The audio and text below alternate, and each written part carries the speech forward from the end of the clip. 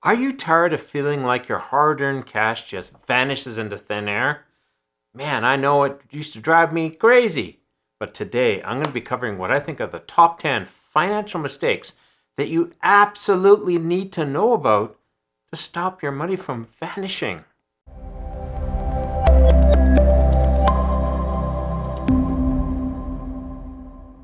Hey everyone, welcome to Wealth Generation Strategies, and my name is Frank Thomas. And have you ever wondered why, despite your best efforts, your finances just aren't where you want them to be? Well, you're not alone. Today, we'll be covering the top 10 financial mistakes that could be silently sabotaging your money goals. From sneaky budget blunders to investment pitfalls, we're breaking down what to avoid so you can take control of your financial future for once and for all. Whether you're aiming to crush debt, saving for that dream vacation, or secure a comfy retirement, these tips are your roadmap to smarter money moves. So grab a notebook, hit the like button, and let's dive into these mistakes that could steer you completely off course. And today I'm going to be doing things a little different. I'm going to start from what I think are the least to the most important to know. So number 10, falling for quick, rich schemes. Now you'd think to yourself, oh, come on, Frank, I don't fall for quick, rich schemes. We do. Anytime we invest money into something and we get excited and we're like, oh yeah, let's do this. This is great. And all of a sudden we discover the money's gone and nothing comes from it. And sometimes even worse, you can lose a lot of money in the process. You want to lose and avoid these at all possible. The solution to this one is just to focus on steady, reliable financial growth strategies. Don't try to conquer the moon and the stars with one swing of the axe. It's going to take a lot of swings to get to where you want to get to. So just remember that. Don't fall for quick rich schemes. Number 9, relying too heavily on credit cards. I thought long and hard about this one. I was wondering if this is one I should actually put in, but I think it's actually quite important because I all the time hear people say, oh, I just put it on the credit card. And before you know it, you've spent like a crazy amount of money. Let me give you an example. I was going through and kind of tidying up the books for the business and discovered I'd spent $1,000 in the last month. On what? I don't know, but I spent $1,000. It was all on that stinky credit card. And credit cards have very high, expensive debt. It's not unusual to be paying 20% or more. And that's terrible because these credit card companies are literally making you pay for that dollar you borrowed within 3 or 4 years. And that's why they're so spooky. Pay off those credit card balances in full each and every month and limit usage of them. Number 8, living beyond your means. This is a big one. It should be near the bottom, but I got bigger ones than this, so stay tuned. Why is this a mistake? It should be very self-evident. What happens is if you start living beyond your means, you're going to be like a lot of the governments nowadays, where they accrue debt and they accrue more and more debt. You know, the United States and Canada, trillions of dollars of debt. It just won't work. It doesn't work for the long term. And it's the same in your household. The more debt you carry, the harder it is to become rich. Plain and simple. I can tell you this from experience. Avoid living beyond your means at all costs. Prioritize your needs over your wants and adjust your lifestyle to fit your current income. Number 7, emotional financial decisions. This is a touchy one. Emotional financial reactions such as panic selling investments can often lead to losses. Another place is when you see something and you go, oh, that is so cool. And you pull out that credit card, yeah, there it is. And all of a sudden you might have spent or lost a lot of money.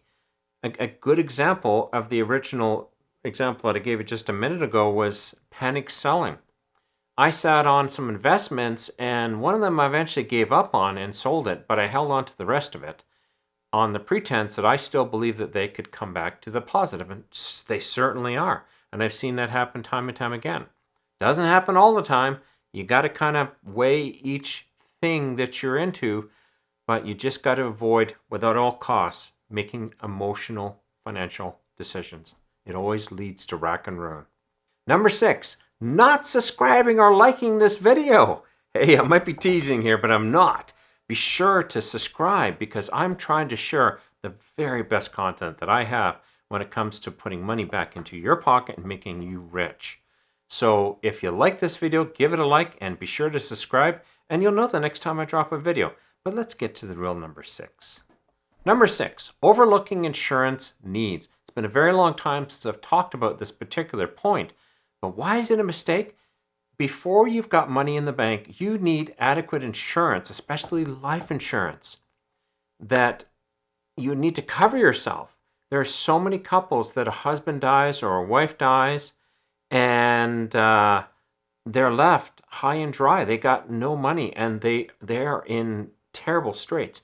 So in the beginning, and especially when you're younger, getting insurance is relatively inexpensive. So make sure you do. Other types of insurance, make sure if you're driving a car, you have car insurance. If you have a house or a place that you're living in, make sure you have insurance there. It's the worst thing you can do. Make sure you have sufficient health, life, and property insurance. These little costs might feel like a lot, but you know something? They save you a lot of problems. One day, if you do everything and you put a lot of money away, you can drop a lot of these things, especially the life insurance. But you want to make sure that you're always adequately insured. It protects you for the here and now when you can't insure yourself. Number 5 is not setting financial goals. So why is that a mistake? Well, it comes down to the fact that without goals, financial effort becomes really hard and you don't really have a direction or a purpose and you can give up. You just plumb give up and you don't want to do that. If you have good financial goals in place, you want to set like short-term, medium-term, and long-term goals. A short-term goal is, I'm going to save my first $1,000. A medium-term goal could be, I'm going to save my first $25,000. And long-term, like for me, by the time I'm 65, I want to save between $400,000 and $500,000. And also track your progress regularly. Make sure you're still on that bus because you might have got off with some purchase or some decision or something. And you want to make sure you get back on the bus. You can always get back on the bus. Don't kick yourself. Just get back on the bus and keep to your goals. So make sure you set those financial goals. They are really that important. Number 4, procrastinating on debt repayment. And this can look a little different in a few different ways. Let me call it something slightly different. And that is not paying debt off, okay? When you're delaying payments, it increases your interest costs and can actually hurt your credit if you miss payments. Focus on paying down the highest interest debts that you have first, especially the small ones. Get rid of them. You might not think they're important, but they are.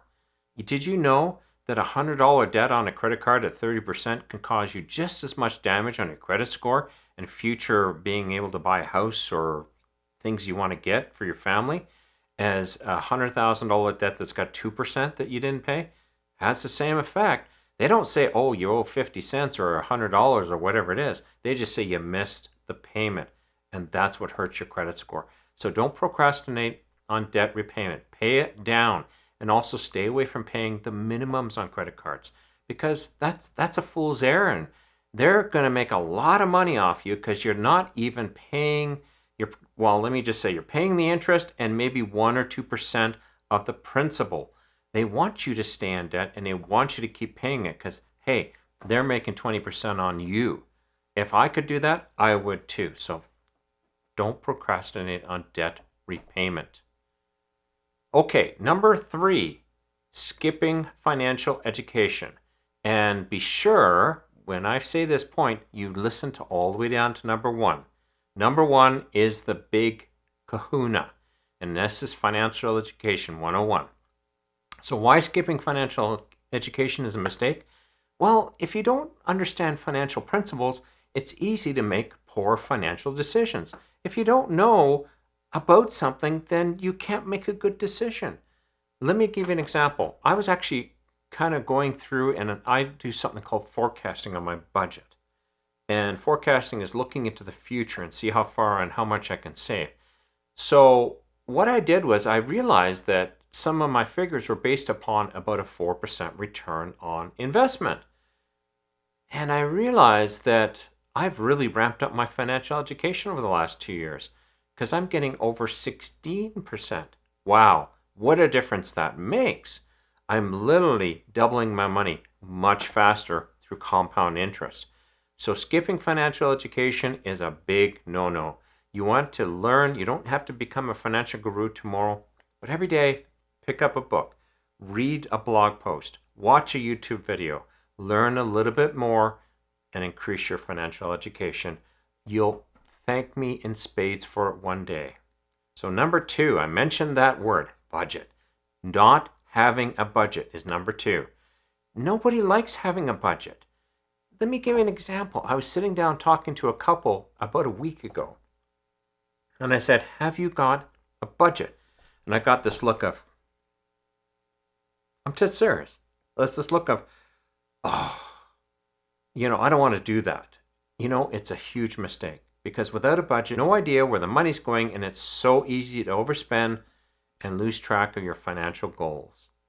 You want to have a budget. It doesn't have to be perfect. It has to be something. Just write down your expenses and figure out how much you're spending. Allocate money to your indiscriminate or indiscretional spending where you just go buy a pizza or buy a pop or buy something. Fix it into a budget number. Let's say it's $200 a month, and that's all you spend. And once it's gone, it's gone. But keep to your budget. You need to have a budget. And number 1, and I think number 1 is the biggest one on this list, and it sounds like such a small thing, not investing early. I see people do this all the time. I'm talking to my children who are in their 20s. You need to put away even $50. They don't see, hey, that's my money. And why should I put away $50? Why do I need to put money away? Like, I want to spend it. I want to do this. I want to do that. Oh, time is the greatest tool you have, especially when you're younger. I wish I had another decade of living, of window to invest into. I could do crazy things with it. I waited until I was in my mid-50s to get serious about this, and it was the biggest mistake I ever made. Waiting to invest even a little bit is crazy. I sat down and figured it out. I was watching this video by this young fellow, and he said, even if you put away $100 between now and 65, and you're, let's say, 18 years old, you'll have millions of dollars when you hit 65.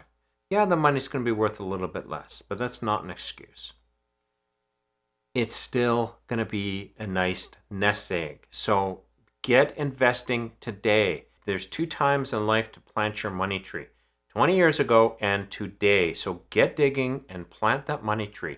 Even if it's a small amount up front, it's better than nothing. Because now you feel like you got a little bit of control over your initial investments. When I started, I only put $200 away. That was it.